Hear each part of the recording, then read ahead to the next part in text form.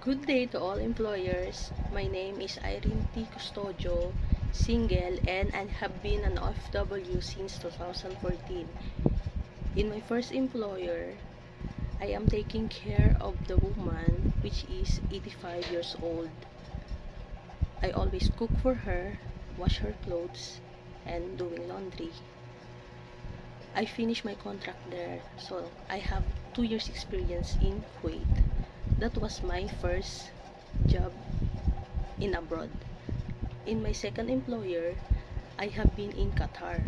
I finished there 2 years and I came back to them because they are good family. I only focus there of taking care of a newborn baby. That is my first time to taking care of the baby. But it's good and I love what I am doing.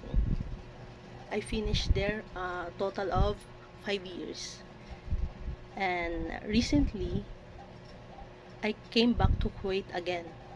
That was been my third employer. I finished my contract there on 2 years. I took care 3 babies. I cook for them. I do all household chores also.